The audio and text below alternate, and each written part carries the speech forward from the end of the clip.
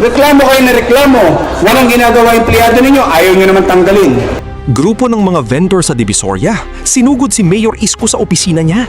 Sana, Mayor, sana maintindihan mo rin kami na sana yung mga minimum rate, na sana yung mga malalaking kumpanya. Pero katulad kami sa amin, sana, hopefully sana, hindi naman maintindihan nyo rin kami.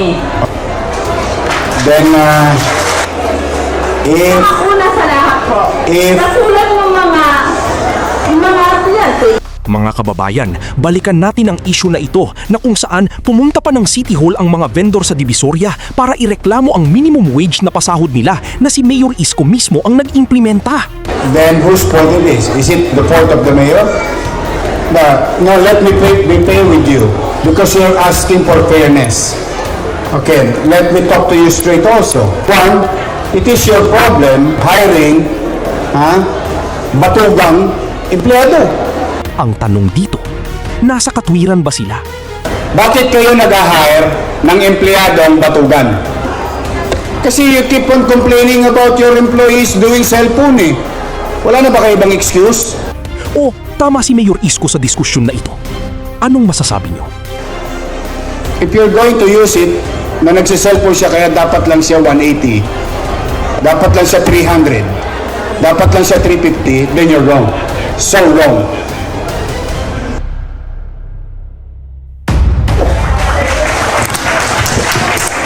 Yes. Mayor, good afternoon. Sa lahat ng mga tenant dito, alam ko nahihiya silang magsalita, pero ako lumakas ang loob ko para Sure. magsabi sa inyo. For example, most of dito sa mga tenant, halos nagre-rental lang. Okay?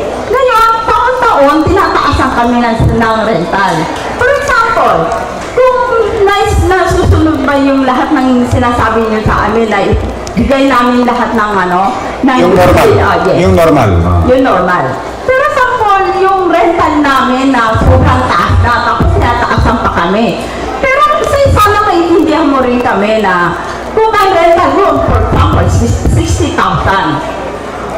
Yes, 60,000. Tapos yung minimum rate pa na gusto ninyong masunod. Para naman kami mga tenant, katulad marami dito nagre-rental lang po. Ako malang sa loob ko para sabihin sa inyo na sana maintindihan nyo rin kami.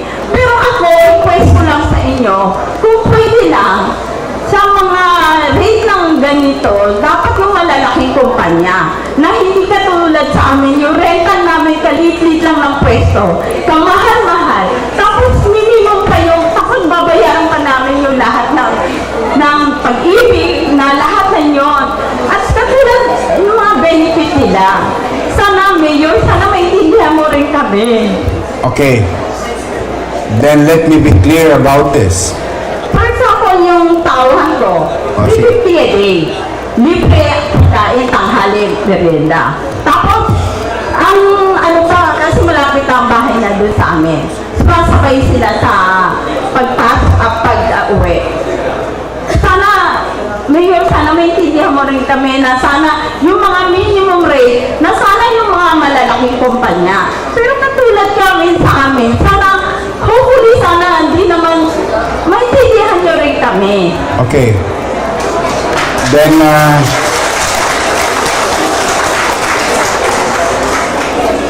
Una sa lahat po, katulad ng mga tindera. For example, for me, yung tindera ko, walang ginawa, buong araw, puros na sa cellphone. Pag spill na sabihan mo, at tigas ko ng ulo nila. Ay, nagbabayad kami na wala kang kwenta-kwenta. then whose fault it is? Is it the fault of the mayor? No, let me be fair with you because you're asking for fairness. Okay, let me talk to you straight also. One, it is your problem hiring batugang empleyado. No. No! Mag-provide kayo. Hindi, that's why. Mag-provide kayo ng tao na tingnan mo sa lahat ng mga tindera. Hindi nga, kanina pa kasi yung cellphone issue na yan eh. Okay. Bakit kayo nag-hire ng empleyadong batugan? Kasi you keep on complaining about your employees doing cellphone eh. Wala na ba kayo ibang excuse? Wala na ba kayo ibang excuse? Because you continue to allow it. If I were you, I would fire her. Why are you not firing them? I mean, this is a crazy excuse. Reklamo kayo na reklamo. Walang ginagawa yung empleyado ninyo, ayaw nyo naman tanggalin.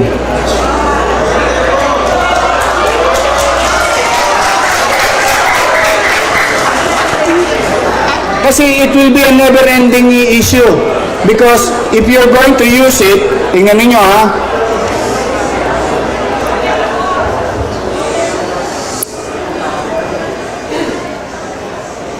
if you're going to use it, na nagsiselfone siya kaya dapat lang siya 180, dapat lang siya 300, dapat lang siya 350, then you're wrong. Then you are wrong. So wrong. What you have to do is look for a decent, honest, hard-working employees. Don't make it an excuse. You keep on using your cell phone, you're fired. You don't use your cell phone during working hours. You have to put discipline in your business. That's your business, that's your money. And you're complaining that you have 60,000 to pay. You have to sell, they have to work. If they don't work, they get fired. Don't go here complaining that your employees is using cell phone while they're working. Because it is unfair to the government. Because that is your job to look for, to do. Now, if I'm going to be fair, sa totoo lang, kung ako talaga, pa 537 ko kayo lahat, baka umiyak kayo. The point is, nire-recognize ko na nga yung side ninyo. Don't go to the microphone telling again and again that your employee is using cell phone during their working hours. Fire them. Fire them. Simple lang. Put it in right perspective. Paano? You cannot just fire people. You will be accused of sa labor. Baka mga anak yan. Put it in writing. Let them explain. Continue. X number of violation. Then when it's due, it's prescribed, then you fire. Then, matutulog ka na mahimbing. Next, next, then next. Ganun lang kasimple. Kasi you want me to interfere in your business, then I'll be the owner of your business. I don't want to run your business. My God. I'm just telling you, we are trying to correct things. You're being heard by the city. Now, with regard to your UPA, we will use persuasive power. We will use that. We'll try to talk to this landlord. Nakausap ko na yung landlord. Pero sobra silang matigas. Pagka sinabi niya, yun ang hindi na pwedeng babaan. Pero katulad kami, siyempre nagre-rental na kami, wala kami magawa kasi silang owner. Pag sinabi lang ayaw, wala na tayong magagawa. Okay, baligtarin ko ngayon. Sige, ibayin natin ang perspective. Ikaw ang nagpapaupa. Sino masusunod? Pero okay. Hindi, babaligtarin ko lang para kasi naman, baka naman pinapako natin sa krusyon ng nagpapaupa, baka mali naman tayo ng perspective eh. Babaligtarin ko naman, ikaw ang nagpapaupa. Sinabi mo 60,000. Sabi nung umuupa, ang mahal naman. Papayag ka? Oh. Hindi, sagutin niyo ako ng fair. Real talk tayo eh. Kasi you're putting me in a situation, alam mo, If I may share to you, if I may share to you. Bob Marley said, you know Bob Marley, the singer? You know Bob Marley said, be careful on pointing fingers. Be sure that your hands is clean. See? Kaya if we keep on pointing fingers on something that I should not be interfering or intervening, then we end up with nothing. You will have a 60,000 pesos still problem next month. Doon lang tayo sa kaya kong resolbahin. Kasi hindi ko kaya yan eh. Kayo may kontrata eh. You sign a contract. You agreed to it. To have a space. You're the one who agreed with it. And sabi nila, ano, malulugi ba kayo? Malulugi na kayo, di ba? Then you stop the business. Because it is not feasible already. Or you change other more affordable renting area. So, tita, hindi ko makuha yung sagot eh. Baka medyo, baka pwedeng, sana maintindihan mo rin sa iyong Ano man gusto niyong intindihin ko? Baka pwede babain nyo naman sa yung minimum rate. Hindi nga ako nagsasabi ng minimum wage. Kaya nga, ulitin ko nga eh. Ulitin ko ulit.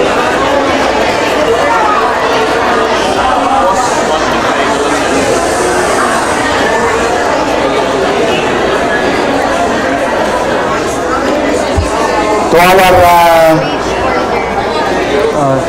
do you understand now what we're talking about? Do you understand? Okay.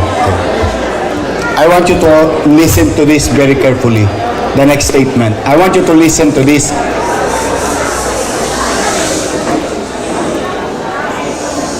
I want you to listen to this very carefully. Under the law,